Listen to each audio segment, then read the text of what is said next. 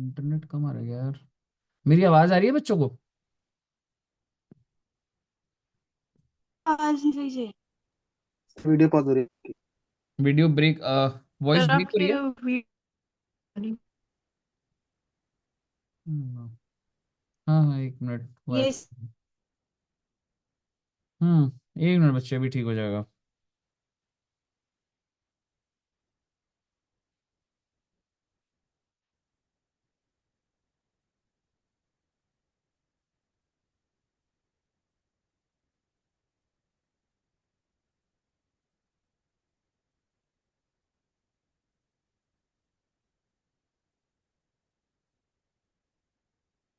I think अब सही आ रही होगी। Yes sir. है ना? चलिए। तो जैसा कि आप बच्चों को पता है कि हमारा चल रहा था सप्लाई। हमने पहले करा 71A, फिर करा 71AA, फिर करा 71B, एंड देन 71C। बहुत अच्छी बात है, याद आ रहा है आपको? Schedule 1, then 71A,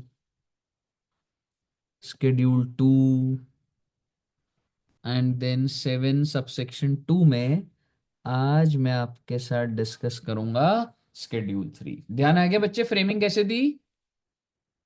yes sir. चलिए। यस तो जैसा कि आपको पता है, मैं फिर भी एक बार हल्का फुल्का, शेड्यूल 1 में क्या आप बता सकते हैं कंसिडरेशन क्या होती थी हर केस में? Zero. That is, even if the consideration is nail, तो भी हम उसको सप्लाई बोलते थे। बता सकते हो कितने पैरा होते थे बच्चे? चार। Para 1, para 2, para 3 and para 4। बहुत अच्छी बात है जी। पहला वाला क्या था? परमानेंट ट्रांसफर, याद है? या डिस्पोजल या डिस्ट्रक्शन, याद है? डिस्पोजल वाला। देन रिलेटेड पार्टी और distinct person, even if the consideration is nil, supply होता था। देन प्रिंसिपल टू एजेंट, और इसमें हमने काफी बातें देखी थी। और लास्ट वाला क्या था? Import of service. किससे? From related person. और बताइए, रिलेटेड पर्सन होता था और इन रिलेशन टू बिजनेस और बिजनेस पर्सन। और प्रोफेशन। याद आ रहा है आपको शेड्यूल 1? ठीक है। देन शेड्यूल 2 क्या था सर जी? शेड्यूल 2 था बच्चे कि भाई किस चीज को सप्लाई ऑफ गुड्स बोला जाएगा और किस चीज को सप्लाई ऑफ सर्विस। याद आ रहा है?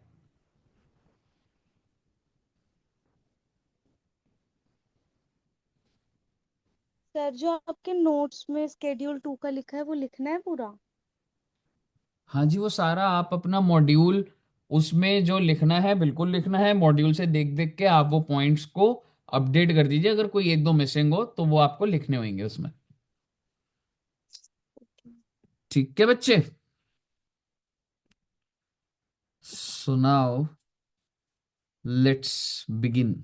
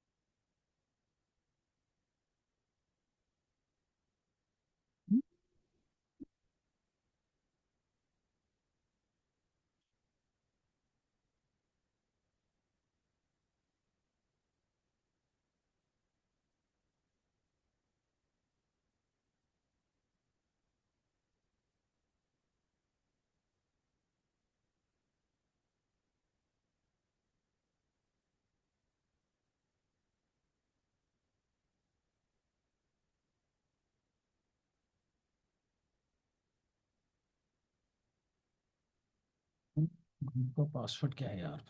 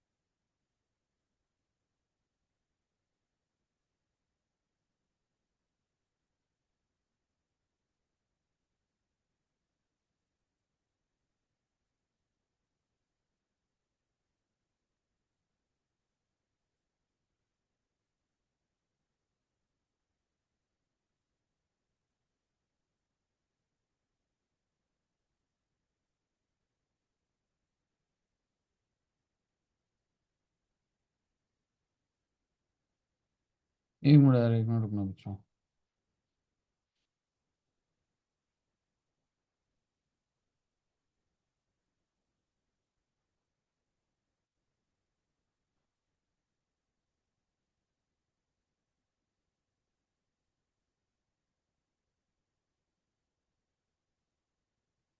इन्होंने पासवर्ड पता करके आ रहा हूँ बच्चे मैं, ठीक है, एक सेकंड।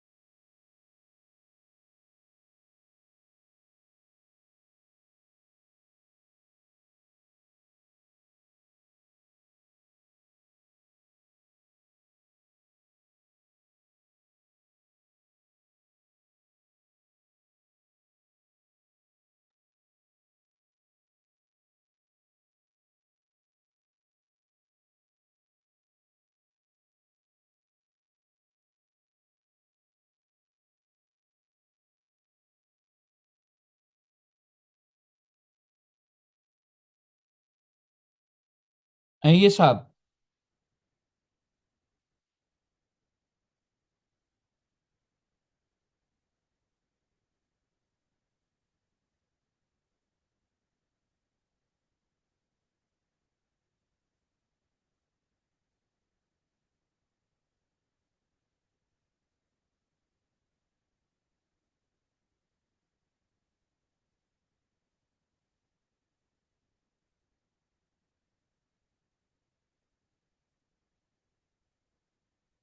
ओ जी।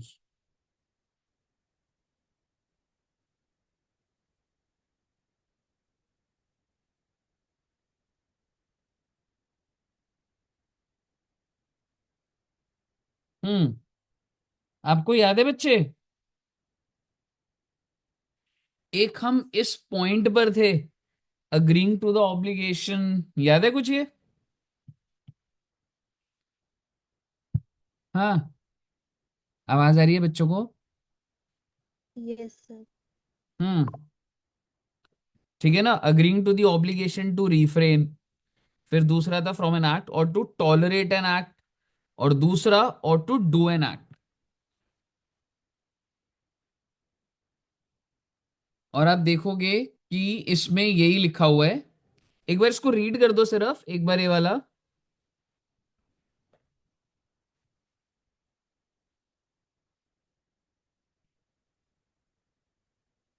तो बेसिकली स्केड्यूल टू के हिसाब से ही, मतलब ये तीन चीजों को स्केड्यूल टू में डाला गया कि भाई ये तो सप्लाई होता है भाई।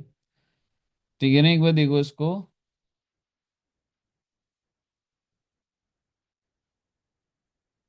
एक बार रीड करके बताना क्या समझ आई ये वाली बात। सर ये नंबर क्या है वैसे इसका? 2.54।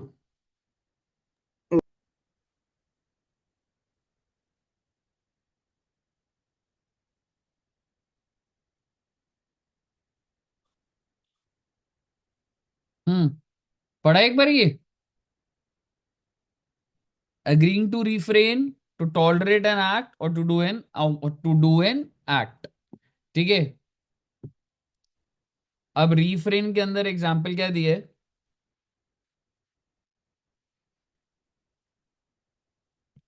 जो मैं अंडरलाइन कर रहा हूँ सर रीड कर लो, क्योंकि refrain में बता चुका हूँ तुम्हें क्या है, मैं सर रीड करवा रहा हूँ तुम्हें। रीड कर लोगे तो बता देना।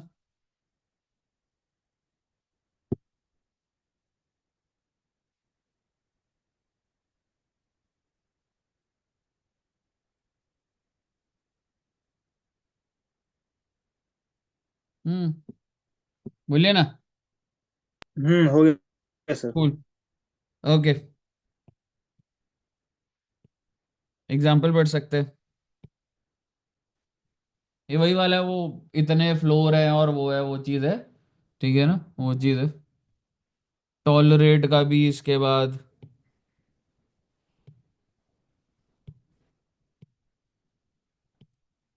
इजी इजी है। आई थिंक आपकी बुक में बच्चों इसके नीचे बहुत सारे सर्कुलर्स भी दिए हुए हैं क्या?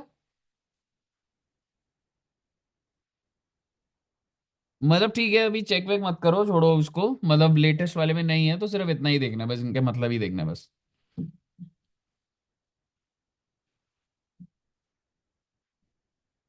डू। नो।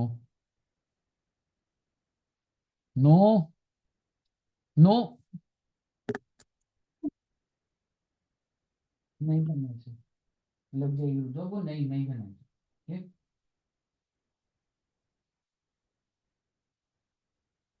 ठीक है, जाओ।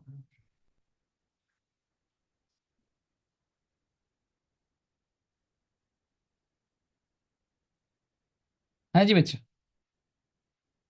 सर ये RWA क्या है वैसे?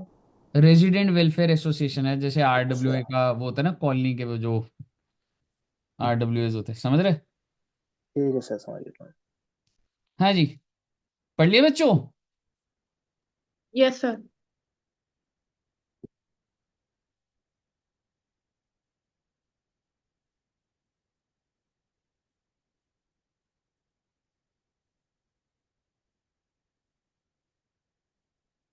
ये भी पढ़ लीजिएगा प्लीज। और बस मतलब मेरे पास बोलने को नहीं है, रीडिंग है।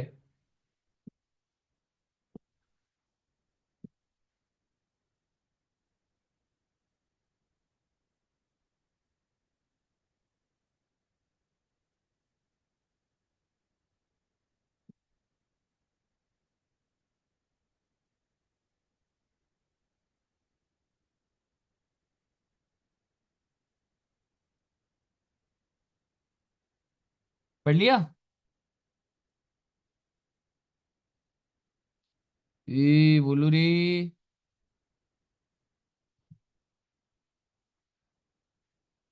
Yes sir. कूल। तो बस ये कह रहे हैं, above three activities must comply with the following condition। अब मैं फटाफट बोलूंगा जैसे ये। There must be an expressed और इम्प्लाइड एग्रीमेंट। एग्रीमेंट जो होना चाहिए रिटर्न भी हो सकता है, इम्प्लाइड एग्रीमेंट भी हो सकता है। और अ कॉन्ट्रैक्ट मस्ट एग्जिस्ट, ठीक है। And consideration must flow in return, मतलब पैसा फ्लो होना चाहिए, विदाउट पैसा तो क्या ही बात होगी। तो ये दो कंडीशन सेटिस्फाई होनी चाहिए। इसको आप रीड कर लेंगे, मुझे बता दीजिए क्या यहां तक सारी बात क्लियर है? Yes sir. यस अब सर। बस बेटे हम आखिरी पड़ाव पर आ गए बच्चे। और वो ये कहता है कि सर स्केड्यूल 3 क्या होता है? और स्केड्यूल 3 क्या होता है आप बताइए। क्या जो भी स्केड्यूल 3 में लिखा होगा, क्या उसको सप्लाई माना जाएगा या नहीं माना जाएगा? नहीं माना जाएगा। नहीं माना जाएगा, नो। ठीक है ना। So 7-2A provides activities specified in Schedule 2 shall be treated neither as supply of goods nor supply of services. Thus, the activities specified can be termed as non-supply in a way to the negative list। तो इसको क्या बोला जाता है बच्चे? It is called negative list। बहुत अच्छी बात है जी। और वो एक चीज कह रहा है कि मतलब, और ऑब्वियसली आपको पता होना चाहिए, तो तुम जिंदगी में समझना, एक तो आपका हो गया स्केड्यूल 3। बहुत अच्छी बात है सर, स्केड्यूल 3 में जो भी होगा, ठीक है। और भी चीजें नॉन सप्लाईज हैं, सिर्फ स्केड्यूल 3 पे जिंदगी में मत रुक जाइए। क्या है मुझे बताइए, क्या लिखा हुआ है? बाय वे ऑफ नोटिफिकेशन, यानी कि कोई जीएसटी नहीं लगेगा अगर आपकी वो एक्टिविटी कहाँ लिस्टेड है? शेड्यूल 3 शेड्यूल में। 3 में। या फिर वो एक्टिविटी कहाँ लिस्टेड है? Notification notification. में। और या फिर कहाँ सर्कुलर। लिस्टेड है? सर्कुलर। सर्कुलर में। ठीक है ना। और मैं आपको एक चीज बताता हूं, इस चैप्टर में तो है, हमारा एक चैप्टर अलग से एक आएगा कि कोई जीएसटी नहीं लगेगा अगर उसके ऊपर एग्जेम्पशन नोटिफिकेशन आ गया। ये अपने में एक चैप्टर है बच्चे, ठीक है ना। तो आप ये कह सकते हैं मैंने आपकी स्क्रीन पर अब कि सर किन किन चीजों पे जीएसटी नहीं है, अब हम वो फर्स्ट टाइम स्टार्ट करने जा रहे हैं। और आज हम लोग शेड्यूल 3 करेंगे, नोटिफिकेशन और सर्कुलर, ये तो इसी चैप्टर में ही है। बताइए क्लियर है? चलिए, सबसे पहला point, activities or transaction which shall be treated neither as supply of good nor supply of service by employee to the employer. Okay. अगर एक एम्प्लॉई एम्प्लॉयर को सर्विस देता है बच्चे, तो आप मुझे बताइए क्या उसको मैं सप्लाई ऑफ सर्विस या कुछ बोलूं, या नेगेटिव लिस्ट में है वो? नेगेटिव लिस्ट में है वो। Exactly exactly. अब आप समझते जाइएगा, थोड़ा सा हल्का फुल्का डिटेल जाएगा, और ज्यादा तो करने की जरूरत नहीं, यहीं रीड करा के यहीं खत्म करा दूंगा। अच्छा, इंपॉर्टेंट बात, एम्प्लॉय टू एम्प्लॉयर है, और इंपॉर्टेंट बात क्या है बच्चे, इन the course of his employment, नौकरी के रिलेशन में सर्विस। अगर मैं प्रिंसिपल टू प्रिंसिपल को, मैं एक कंपनी में नौकरी करता हूं बट मैं उन्हें कोई और सर्विस दे रहा हूं इन माई इंडिपेंडेंट कैपेसिटी, क्या उसको सप्लाई बोला जाएगा? हम्म। मतलब नौकरी अलग चीज है, पर उन लोगों को कुछ जगह खरीदनी थी और मैंने इंडिपेंडेंट कैपेसिटी पे जिताई हो, मैं बोला हूं भाई मेरे को तो कमीशन चाहिए। अब बताइए, क्या सप्लाई? बोला जाएगा सर। जीएसटी एग्जैक्टली होगा exactly. फिर उस पर। हाँ, तो आप अगर ध्यान से देखेंगे, so it's if it is in the course of employment तो नहीं है, और अगर प्रिंसिपल टू प्रिंसिपल या कुछ भी इंडिपेंडेंट होगा तो होगा। ठीक है बच्चे, आप मुझे बताइए, वर्कर वर्कर जो मर्जी नाम का हो, कैजुअल हो, जो मर्जी नाम होता रहे, डेली बेसिस है, कुछ भी है, इन the course of employment, 53 example पढ़ लिया आपने?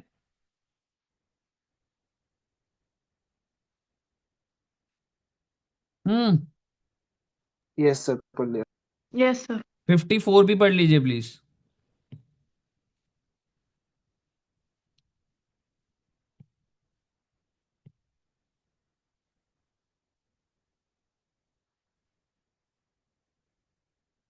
सर मेरे को ना समझ नहीं आया, जो दूसरा पॉइंट था एम्प्लॉय एम्प्लॉयर तो आ गया, उसके बाद कैजुअल वर्कर वाला समझ नहीं आया sir. Service provided by casual workers to the employer who give wages on daily basis, तो वो लेबर की बात कर रहा है। ठीक अच्छा है, सर ठीक है। टू द वर्कर और services provide worker in the course of, so it is basically, चाहे उनको डेली पैसा मिल रहा हो, जो लेबर क्लास है, तो वो भी क्या सप्लाई माना जाएगा या नहीं माना जाएगा? नहीं माना जाएगा। नहीं। ठीक है ना, उसके बाद नेक्स्ट एग्जांपल बढ़िए।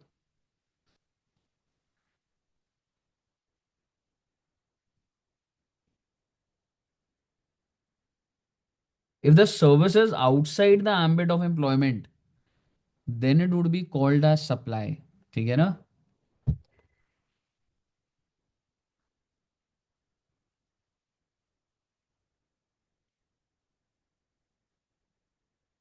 पढ़ लिया बच्चों 54th वाला?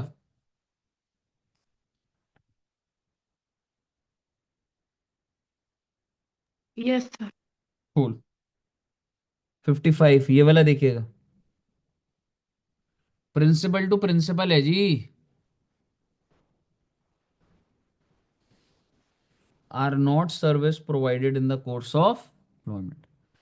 तो सर इसका मतलब एग्जैक्टली सप्लाई होता होगा। क्या है?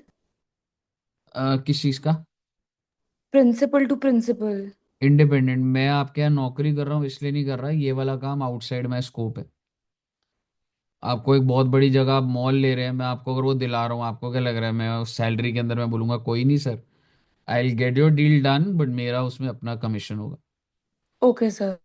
और एम्प्लॉयर कह रहे अरे भाई ऐसे क्यों, क्यों ऐसे क्यों नहीं भाई, आई हैव कॉन्टैक्ट्स, मैं आपकी डील क्रैक करा दूंगा, बट ये मैं नौकरी थोड़ा ना करता हूँ, ये वाली चीज की नौकरी थोड़ा ना कर रहा हूँ आपके यहाँ पे। नजर। ठीक है, अगला पॉइंट थोड़ा देखिएगा बच्चे इसको, इनके ऊपर ही ना ऐसे केसेस आ जाते हैं।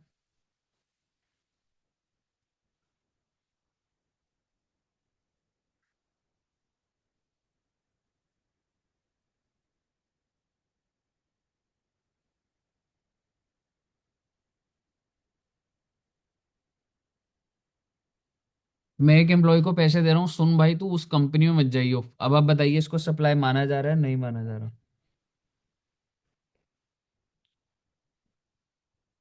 हम्म। सप्लाई होगा ना सर, ये तो जो वो कर एग्जैक्टली रहा exactly. ये नहीं है। बोला जा रहा that it is in the hmm, in the course of employment, तो इसको सप्लाई बोला जा रहा है।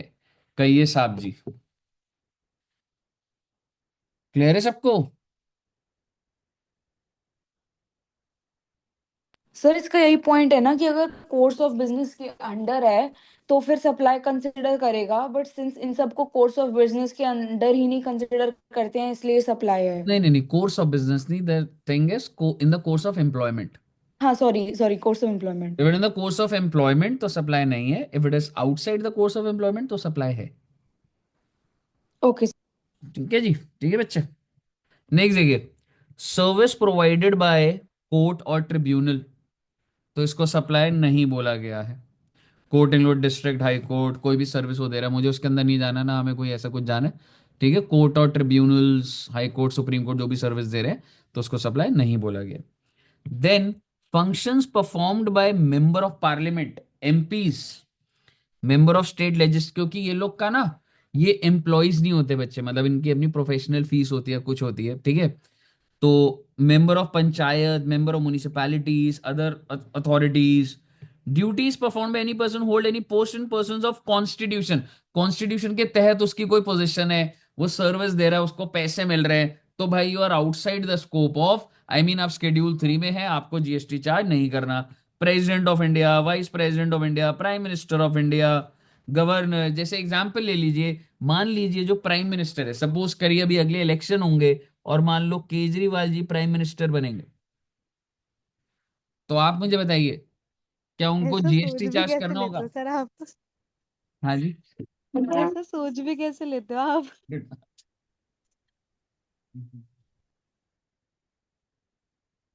मैं जैसे ही केजरीवाल जी को प्राइम मिनिस्टर बनाया, और रुद्रांश कह रहा बचाओ बचाओ, क्या हुआ? केजरीवाल जी को प्राइम मिनिस्टर बनाना है ना? हम्म। नो। ठीक है, तो आप मुझे बताइए, अगर केजरीवाल जी प्राइम मिनिस्टर बनेंगे तो क्या उनको जीएसटी चार्ज करना है? नहीं करना। Correct, good. Chief justice of India, speaker of Lok Sabha, और chief election commissioner, CAG, chairman UPSC, attorney general in that capacity, ये सभी के सभी के सभी के सभी लोग को जो भी सर्विसेज देते हैं, इन पोजीशंस को जो होल्ड करते हैं, president of India, prime ministers, ठीक है, वाइस प्रेसिडेंट ऑफ इंडिया, ये लोग का सप्लाई नहीं माना जाता। मुझे बताइए, कोई दिक्कत? No sir. Okay. Duty performed by any person as chairperson, director, body, central government, state or local, who is not deemed as employee before the commencement of this clause. कुछ नहीं है बेटे, बस वही पढ़ लेना एक बार, चेयरपर्सन, मेंबर और director in a body established by central government और स्टेट गवर्नमेंट। कहिए, कोई दिक्कत? बस बेटे खत्म नो सर। होने वाला है, हिम्मत रखिएगा। Service of funeral, burial, crematorium, mortuary, including transportation of deceased. Sir जी, एक इंसान का जब जन्म होता है तो जीएसटी लगता है, तो बहुत अच्छी न्यूज होती है, जब जन्म होता है तो it is a good news, सरकार कहती है लाओ जीएसटी। लेकिन एक इंसान की मृत्यु पे क्या सरकार जीएसटी लगा रही है या नहीं लगा रही है? नहीं लगा रही। नहीं लगा रही है। ट्रांसपोर्टेशन ऑफ डिसीज्ड पर्सन, एक जगह से दूसरी जगह ले जाया जा रहा है, फ्यूनरल, बरियल, ठीक है, जो ये क्रेमेटोरियम्स होते हैं उसमें लकड़ी, सारी सर्विसेज, उनके जो खर्चे होते हैं उस पर जीएसटी नहीं लगता, नहीं लगता, नहीं लगता। नेक्स्ट, आगे बढ़े। Oh my God, sale of land, याद है आपको, मैंने आपको बोला था आएगा ये पॉइंट।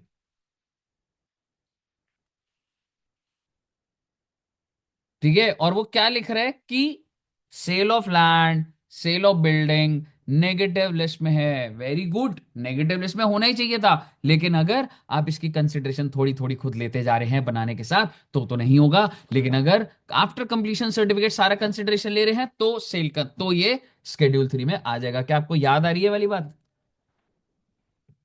ये सर याद है, याद है। वो डीडे वाला बताया था ना हाँ, आपने। तो क्या कह रहे हैं, नेगेटिव लिस्ट में तभी आओगे in case where the entire consideration is received after issuance of completion certificate. आगे बढ़ सकता हूँ? Yes sir. क्या यस सर। क्या आपको कुछ कुछ एक्शनेबल क्लेम्स के बारे में याद है? हमने कहीं पढ़ा था। Yes sir, microwave. हाँ, माइक्रोवेव वाला। तो एक्शनेबल क्लेम्स गुड्स है या नहीं है? गुड्स की डेफिनेशन में, goods are movable property yes. Except money and security but includes crops and actionable claims. Okay, याद आया? यस। तो एक्शनेबल क्लेम्स क्या था बच्चे? गुड्स हैं या नहीं है? है। हैं। है। और अब मैं स्केड्यूल 3 में कह रहा हूं एक्शनेबल क्लेम्स बाहर हो गए। बहुत अच्छी बात है। मतलब एक्शनेबल क्लेम्स को गुड्स की डेफिनेशन में तो लिया, लेकिन उसके बाद उसको बाहर कर दिया। लेकिन आप मुझे बताइए, कुछ को वापस ले आए, और वो कुछ का नाम क्या है? Specified actionable claims. अब आप मुझे बताइए, क्या स्पेसिफाइड एक्शनेबल क्लेम्स को सप्लाई बोला जाएगा या नहीं बोला जाएगा?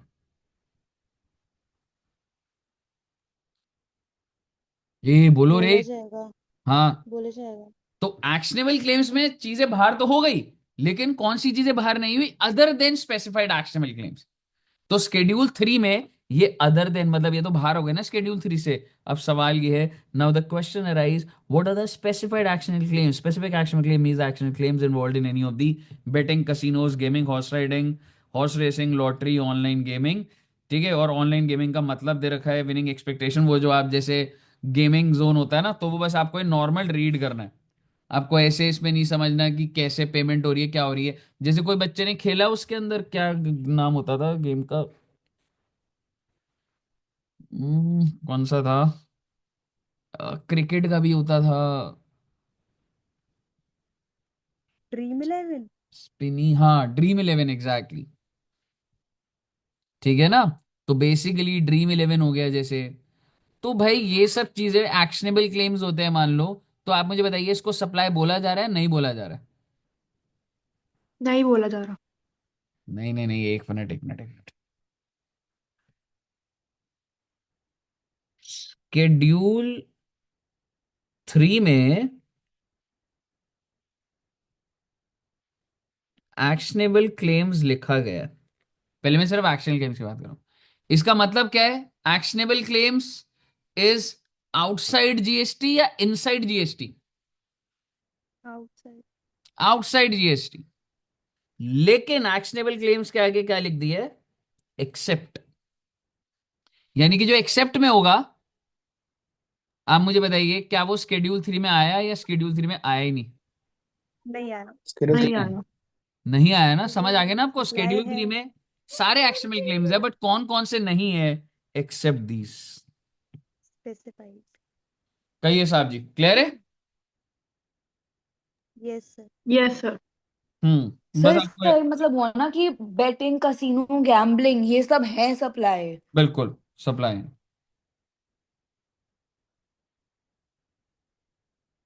58 पढ़िएगा। अब ये मत सोचिए कि ट्रेड कैसे होंगे, क्या चीज होंगी। ठीक है ना? मतलब वो जनरली बस हमें देखना है कि अगर वो कोई बेचता है तो वो सप्लाई है, नहीं बेचता तो सप्लाई नहीं है, ऑब्वियसली। ठीक है ना? और ये जैसे इंश्योरेंस, रिसिप्ट और ये सब है। प्लीज रीड करिए प्लीज।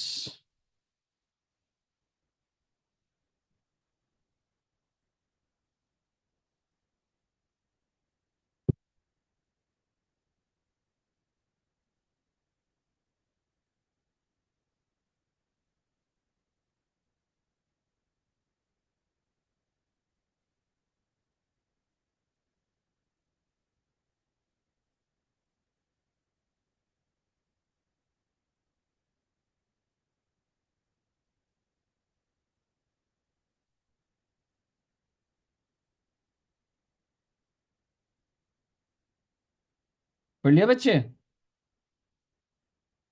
Yes sir.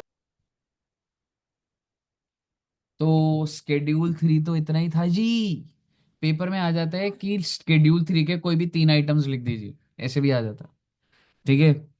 अब मैं आ रहा हूं मुझे बताएंगे आप ये कौन सा पार्ट है नोटिफिकेशन के थ्रू? याद है अभी अभी हमने बात करी थी। हम्म। चलिए वो क्या बोल रहे हैं? Government is empowered to notify activities. Government के पास पावर है कि वो नोटिफाई कर सकती है कुछ एक्टिविटीज, ट्रांजैक्शंस। और ये ट्रांजैक्शन कौन अंडरटेक करे बच्चे? सेंट्रल गवर्नमेंट नहीं, सेंट्रल गवर्नमेंट खुद कह रही है मैं नोटिफाई कर रही हूँ, हम लोग जो सर्विसेज देते हैं as public authorities as activity which shall be treated neither as supply of goods nor supply of services till now following activities और ट्रांजैक्शंस हैव बीन नोटिफाइड। तो ये जो सरकार ने नोटिफाई करी है वो ये वाली है। आपको याद आ रहा है लिकर लाइसेंस हमने बात कर ली थी। लिकर लाइसेंस को बेचना सप्लाई है या नहीं है? ये बोलो रे। No sir.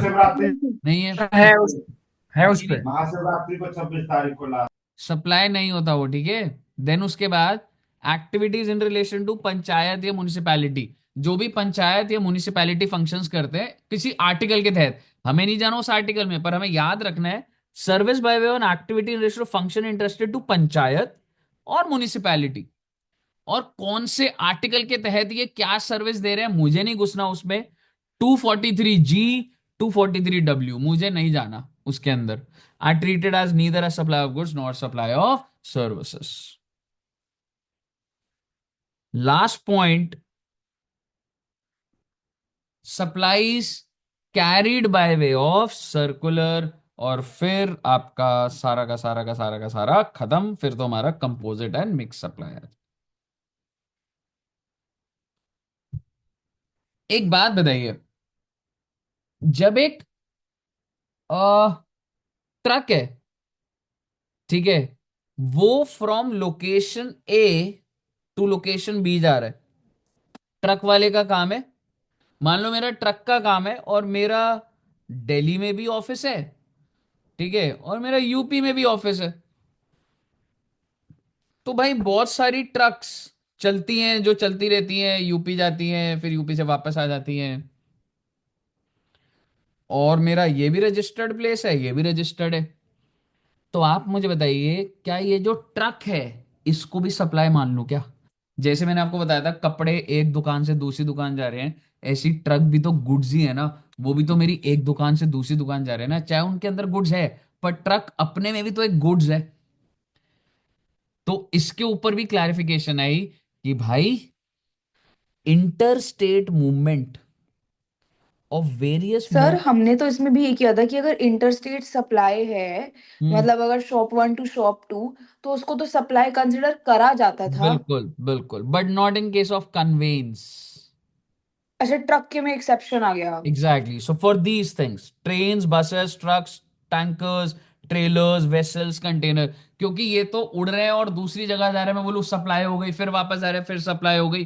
तो जो मोड ऑफ कन्वेंसेस है उसका इंटर स्टेट मूवमेंट को सर्कुलर के तहत बोला गया है that it is neither supply of goods nor supply of services. CBSE has clarified that the following activities of a transaction are non supplies, जिसमें से फर्स्ट है इंटरस्टेट मूवमेंट ऑफ कन्वेंसेस। बताइए कोई दिक्कत? और ये इंटरस्टेट मूवमेंट क्यों हो रही है बच्चे? इसके दो कारण है, ये दो कारण लिखे हुए हैं, कैरिंग गुड्स और पैसेंजर्स, या फिर रिपेयर एंड मेंटेनेंस के लिए जा रही। लेकिन जरा एक्सेप्ट भी बढ़िए, अगर मैं उसको अपनी एक दुकान से दूसरी दुकान भेज रहा हूं फॉर फर्दर सप्लाई, मतलब मैं ट्रक ही बेचता हूं, तो क्या सप्लाई माना जाएगा? Yes. Yes, except in case where such movement is for further supply of such conveyance। और एक बार के लिए उससे आगे की लाइन पढ़ने के लिए बच्चे आपको ऐसे देखना पड़ेगा ना, एक बार के लिए हटा दो ना, क्योंकि वो तो ऐसे है कि interstate movement of these things for this purpose shall be treated neither as supply of goods nor supply of services। लेकिन फिर आता है पार्ट एक्सेप्शन का कि ये वाली चीज को माना जाएगा, माना जाएगा, माना जाएगा। कहिए साहब, क्या आपको क्लियर है एकदम? Yes yes. सर। लेकिन एक चीज बताइए, however applicable GST as a be shall be levied on repair and maintenance done on such conveyance. क्या आप मुझे इसका मतलब बता सकते हैं? भाई देखो, अगर मेरा place A to place B जा रहा है और वहां पे रिपेयर होता है, और वो वाला रिपेयर वाला ने एक बिलिंग बनाता है, कह रहा है भाई हम फ्री थोड़ा ना बैठे हैं, चाहे मेरी ही कंपनी के है, तो क्या उस चीज पे देखो ऊपर क्या आया था, for carrying passenger repair maintenance, तो आप ये कह सकते हैं the repair and maintenance is for nil value, मतलब आपस में कोई प्राइस चार्ज नहीं कर रहा तो ठीक है। लेकिन आप मुझे बताइए, अगर प्राइस चार्ज हो रहा है तो सप्लाई माना जा रहा है या नहीं माना जा रहा है? वेरी गुड, वेरी गुड, बहुत अच्छा बना। सर एक चीज मेरे को समझ नहीं आई एक्सेप्शन के बारे में भी। हम्म। वो एक्सेप्शन को कह रहा है कि वो जो हाँ ब्रैकेट में है कि वो सप्लाई है ना हाँ सर? हाँ बिल्कुल। ठीक है ये वाला कह रहे हो ना आप? नहीं नहीं, सर, ऊपर वाला ऊपर एक्सेप्ट, ऊपर हाँ वाला ब्रैकेट। हाँ हाँ, ये वाला सप्लाई है, ये ठीक है सर। वाला सप्लाई है।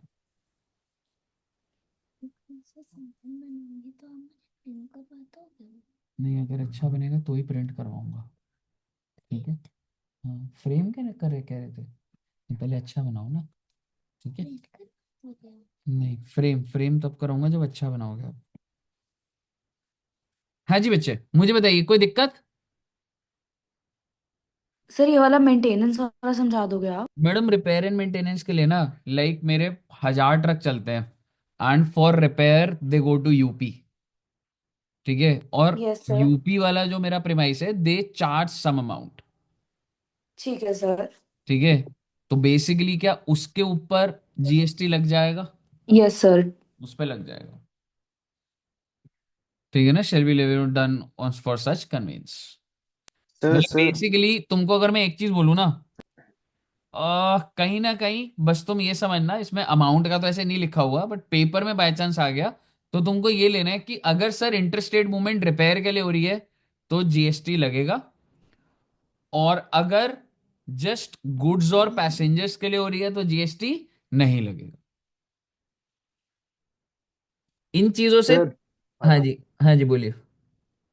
एक इसमें जो बी था फॉर रिपेयर मेंटेनेंस उसमें नहीं लग रहा, लेकिन एक्सेप्शन में लग रहा है रिपेयर मेंटेनेंस का, हाँ वो समझ मतलब में आया। रिपेयर तो ले दे के रिपेयर पे लग रहा है, वो सर्कुलर आ गया था। मैं एक बार चीज बोल रहा हूँ, अगर तो फर्दर सप्लाई ऑफ ट्रक है तो मुझे बताइए इसको सप्लाई बोला जाएगा या नहीं बोला जाएगा? बोला जाएगा। बोला बोला जाएगा। जाएगा। अगर रिपेयर्स एंड मेंटेनेंस है तो भी सप्लाई बोला जाएगा। और इसके अलावा अगर कोई भी इंटर स्टेट मूवमेंट है तो बताइए बोला जाएगा? नहीं बोला जाएगा। ठीक है ना, ये ले दे के निकल के आ रही है बस बात। कहिए, क्लियर है बच्चे? Yes sir. चलिए लास्ट पॉइंट बेटा, और खत्म बेटा। Interstate movement of rigs tool spares all goods wheels. अरे ये क्या बोल रहे हो? अरे भाई मेट्रो बन रही है, आपको क्या लग रहा है मेट्रो बनने के लिए वो कितनी फैंसी फैंसी जैसे वो जेसीबी होती हैं, ठीक है, टूल्स हैं। एक बात बताओ, मेरा पूरा अक्रॉस इंडिया मैं ब्रिजेस बनाता हूँ, रोड बनाता हूँ, तो क्या मैं टूल्स जो भी होते हैं हर जगह के लिए नए लेता हूँ या उनकी मूवमेंट होती होगी? मूवमेंट होती। ठीक है ना, क्रेन्स है उनकी मूवमेंट होती है। तो आप मुझे बताइए क्या उसको सप्लाई बोला जा रहा है या नहीं बोला जा रहा है? नहीं बोला जा रहा है। नहीं बोला जा रहा है। और कीवर्ड्स देखने हैं, ये यही लिख रहा है अबव सर्कुलर, ये जो ऊपर वाला सर्कुलर है, म्यूटाटिस म्यूटेंडेंस, ये क्या होता है बच्चे? सर ये दुष्यंत सर का फेवरेट वर्ड है। मोटा मोटी, क्या सर? ये नहीं। मतलब इसको ऐसे बोलते हैं, मतलब मोटा मोटी सेम अप्लाई होता है। तो दुष्यंत सर का फेवरेट कैसे, क्या कहते हैं सर इस पे? नहीं सर, हमारे काफी आया था, ये अच्छा, थोड़ा डिफिकल्ट, तो याद नहीं है को इसका ही मतलब, बट ये हमारे आता रहता है। अच्छा, इसका मतलब बेसिकली होता है But मोटा same मोटी। with relevant changes. है जी। Same with relevant changes. हाँ, ठीक है ना, तो मतलब सेम ही चीज है, समझ रहे हो? तो इसको मोटा मोटी बोला जाता है वैसे। It applies to interstate movement. ओहो, इंटरस्टेट किस चीज का? Rigs tool spares all goods on wheels like cranes, JCB, ठीक है। तो सच इंटरस्टेट, ब्रैकेट मत पढ़ना, shall be treated neither as supply of goods nor supply of services. पहले बताइए, यहां तक पता है, क्लियर है? यस लेकिन अगर आप फर्दर सप्लाई के लिए हो, except if it is further supply, मतलब तुम बेच दोगे उस क्रेन को, तुम बेच दोगे उन टूल्स को, तो सप्लाई माना जाएगा उसके इंटरस्टेट मूवमेंट को? यस माना यस यस। जाएगा यार। And last, applicable as the case may be is leviable on repairs and maintenance done for such goods. O my God, यानी कि रिपेयर्स एंड मेंटेनेंस के लिए सप्लाई माना जा रहा है, फर्दर सप्लाई के लिए सप्लाई माना जा रहा है, और अदरवाइज इंटर स्टेट सप्लाई नहीं माना जा रहा। ओ माय गॉड, बताइए, क्लियर है? Yes sir. वृंदा जी, आपने एक बार पूछा था सर ये पर्सन को हाईलाइट क्यों करा हुआ है सर? हाँ सर। आ गया बेटे वो पॉइंट। बेसिकली वो पर्सन क्या होना चाहिए? टैक्सेबल पर्सन होना चाहिए। अब हो सकता है टैक्सेबल पर्सन आप पहली बार सुन रहे हैं। देखो भाई, मुझे बताइए, क्या एड्यू जंक्शन टैक्सेबल पर्सन है? यस। सर कैसे पता लगेगा? आओ ना डेफिनेशन देखते हैं। टैक्सेबल पर्सन होता है is a person who is registered, are we registered, no. Or liable to be registered. Yes. Exactly. सरकार कह रही है वो भाई, पता लगे कि तुम ये बोलो अरे हम तो रजिस्टर्ड ही नहीं, तो सप्लाई ही नहीं, तो भाई टैक्सेबल पर्सन, और टैक्सेबल पर्सन होता है अगर वो चोरी छिपे भी, अगर उसका टर्नओवर 20 लाख से ज्यादा है, तो मैं ये बोलूं या कोई, वैसे हमारा तो टर्नओवर एक्सीड ही नहीं हुआ बेटे, हमारा टर्नओवर अभी 6.5 लाख पहुंचा है अभी जस्ट, ठीक है, बट लेट्स सर सपोज। वाले हाँ जी। सर रेंट ही झूठ जा कह रहा है रहे हो 1.5 लाख सर। तो। नहीं बेटे प्लीज, आप ट्रस्ट रखा करिए, ठीक है, हर बिल्कुल चीज नहीं। अब ऐसा नहीं होती, आपको भरोसा रखना पड़ेगा। बीजेपी पे आपको भरोसा नहीं है, ठीक है, पर मुझ पे रखिए आप भरोसा। मुन्ना के उल्टा बोल गए सर। ठीक है ना? तो बेसिकली टैक्सेबल पर्सन कौन होता है, मेरा आपसे सवाल, is edu junction a taxable person? Yes yes sir. Example के लिए ले लेते हैं बेटा बस, ठीक है ना, कि हम लोग एज्यूमिंग कि हमारा टर्नओवर एक्सीड हो गया 20 लाख से, सो हम अभी रजिस्टर्ड नहीं है, but we are liable to be registered, let's suppose, okay. Hence, a person who is liable to be registered but does not take the registration remains an unregistered shall be construed as a taxable person, similar person, not एक और चीज, you are not liable to be registered but you got yourself, याद है आपको voluntary registration होती थी, yes sir. क्या उसको टैक्सेबल पर्सन बोला जा रहा है? हाँ। हाँ बिल्कुल। तो ध्यान रखिएगा, टैक्सेबल पर्सन की डेफिनेशन करवा दी आपको मैंने। अगर आप रजिस्टर्ड हैं तो आप टैक्सेबल पर्सन हैं, अगर आप अनरजिस्टर्ड हैं बट आपका टर्नओवर एक्सीड हो चुका है, you are liable, then also आप टैक्सेबल पर्सन है। और अगर आपका टर्नओवर तो बड़ा नहीं था पर आप रजिस्टर्ड है, हाँ तो ठीक है ना सर, वॉलेंट्री से भी तो टैक्सेबल पर्सन होगा ही। कहिए साहब जी, क्लियर है? Yes sir. Yes sir. Taxable supply की होती भाई, जिसके ऊपर जीएसटी लगता है उसको क्या बोला जाता है? Taxable supply. आपका सारा का सारा सप्लाई का चैप्टर बहुत ही बेहतरीन तरीके से ओवर हो गया है बेटे। कहिए बेटे, कैसी रही? सर ये सर सप्लाई खाली लेविएबल टू टीडीएस के जीएसटी वाला जो था पोर्शन, ये हमें कॉपी में कहीं लिखना है? मतलब ये तो। लिखना ही है, क्योंकि जब आप इसको रीड करोगे ना, बहुत सारे पॉइंट्स आ, अब जैसे इंटरस्टेट है, हमने छोटा सा एक बना लिया, ठीक है, शॉर्ट नोट्स अपने हिसाब से, तो मैं ऐसे आपको जो बुक दूंगा उसी में आप थोड़ा सा 1-2%, 5% वो जो नोट्स जो मैंने दिए थे, ठीक है, ठीक है उसी में सर। थोड़ा बहुत ऐड कर लीजिए, क्योंकि लास्ट डे ना ये ऐसे 100 पेज देखते हैं ना तो समझ ही नहीं आता क्या करना है। ठीक है ठीक है बच्चे? Sir sir. कल खाली टीडीएस कराओगे ना डीटी में? कल टीडीएस होगा, और हाँ, और कल मैं अकाउंट्स का वो AS28 खत्म करवाऊंगा। हमारा सर कल का टाइम टेबल, कल बस आपकी क्लास होगी ना बस? यार मुझे, हाँ मतलब मेरी ही आई थिंक, मतलब मेरी तो है, मुझे आगे का पता नहीं यार अभी। दुष्यंत सर की तो सर आई थिंक लॉ होगी, क्या होगी, है कुछ। सर लॉ आज हुई है 6 बजे तक, 7:30 बजे घर आया हूँ मैं तो अच्छा, शायद पता नहीं हो 6 ना तक हो, तो नहीं पता हुई नहीं। थी, 5:30 हो गई थी, आप आधा घंटा हाँ ऐसे। 5:30 के बाद, हाँ उसके बाद चले गया था ना, मतलब तो 5:30 चश्मा से वगैरह 7 लेने। कैसे बज गए आपको, इतनी देर कैसे सर हुई। मैं चश्मा वगैरह लेने चले गया था, वहीं कल का जी मैंने चश्मा बनवाया था।